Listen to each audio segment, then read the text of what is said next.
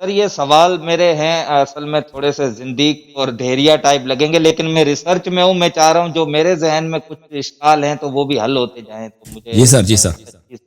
بسم اللہ، بسم اللہ۔ ازواج نبی اکرم صلی اللہ علیہ وآلہ آپ کا وسلم نام جو کیا ہے؟ میں آپ کا نام بھول گیا بھائی، نام کیا ہے آپ کا؟ فضل عباسی۔ عباسی بھائی، فضل عباسی، اوکے۔ تو یہ سر ازواج نبی جو ہیں وہ زندگی میں اگر طلاق ہو جاتی ہے تو اس کے باوجود وہ شادی نہیں کر سکتی، اور اگر نبی اکرم انتقال کر جاتے ہیں ان کے بعد بھی وہ شادی نہیں کر سکتی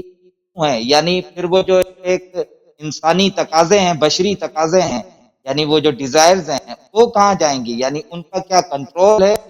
یا پھر اس پہ جبر کرنا ہے؟ اگر ڈیزائر یا جو بشری تقاضے ان پہ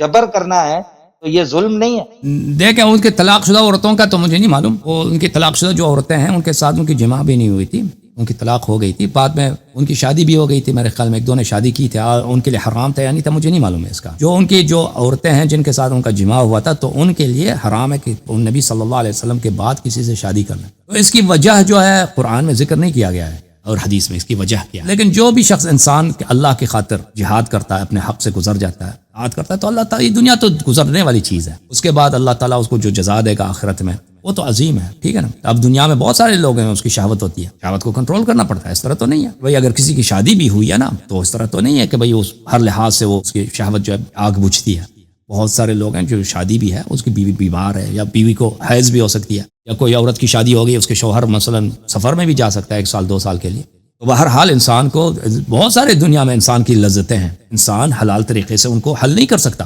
انسان کو صبر کرنا پڑتا ہے، انسان کو تقویٰ پیشہ کرنا پڑتا ہے۔ تو اسی لیے یہ دنیا جو ہے یہ ہمیشہ کے لیے تھوڑی ہے، یہ دنیا تو امتحان کے لیے، اس میں سے بہت ساری چیزیں انسان کے ہاتھ وَلَنَبْلُوَنَّكُمْ بِشَيْءٍ مِّنَ الْخَوْفِ وَالْجُوعِ وَنَقْصٍ مِّنَ الْأَمْوَالِ وَالْأَنفُسِ وَالثَّمَرَاتِ وَبَشِّرِ الصَّابِرِينَ۔ ہم حتماً آپ کا امتحان لیں گے، شیء من الخوف، خوف کے ذریعے دشمن آپ کو ڈرا دے گا، نقص من الاموال، بھائی انسان کا خسارہ ہوتا ہے مال کاروبار میں، ایک دفعہ انسان فقیر بن جاتا ہے، غریب بن جاتا ہے، ٹھیک ہے، عزیز آدمی ہے بھائی بڑا پیسے والا، ابھی دیکھ بھائی بیچارہ کاروبار خراب ہے، پیسے نہیں ہے، تو انسان کا ہمیشہ امتحان تو ہوتا ہے زندگی میں ہر ایک کا۔ ازواج نبی صلی اللہ علیہ وسلم کی جانب سے اللہ کی جانب سے حکم ہے کہ وہ شادی نہیں کر سکتے، تو اس کی وجہ اللہ سے جانتا ہے، ہو سکتا ہے کہ اگر ان کی شادی ہو جاتی تو لوگ غلط فائدے اٹھاتے کہ بھائی نبی صلی اللہ علیہ وسلم کی بیوی میرے پاس ہے، اب وہ سیاست میں اس کا استعمال کرو، کچھ کرو، کوئی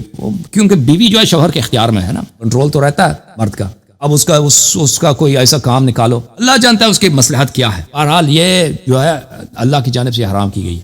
قرآن کی آیت ہے بھائی، وہ ہماری جانب سے توڑی کوئی شیعہ عقیدہ نہیں ہے۔ یعنی طلاق کے بعد ہو سکتا اس کا مجھے نہیں معلوم، میں نے کہا نہیں معلوم، اس کے قرآن کی جو آیت ہے نا، قرآن کی آیت ہے وَلَا أَن تَنكِحُوا أَزْوَاجَهُ مِن بَعْدِهِ أَبَدًا، اب میرے ذہن سے نکل گیا، وہ ہو گیا تھا نا نبی صلی اللہ علیہ وسلم کی جو وائف تھی ایک، اس کی طلاق ہو گئی تھی تو اس نے شادی کی تھی وفات نبی صلی اللہ علیہ وسلم کے بعد، اور ابوبکر کی خلافت میں شادی ہو گئی تھی، ابوبکر اس پہ بڑا ناراض تھا کیوں اس کی شادی ہو گئی، اب اس کے لیے حرام تھا یا نہیں ہے یہ شیعہ طرق سے میرے پاس ابھی میرے ذہن میں کچھ نہیں ہے کہ میں آپ کو کہہ دوں شیعہ احادیث میں اس کا حکم کیا ہے، ٹھیک ہے نا۔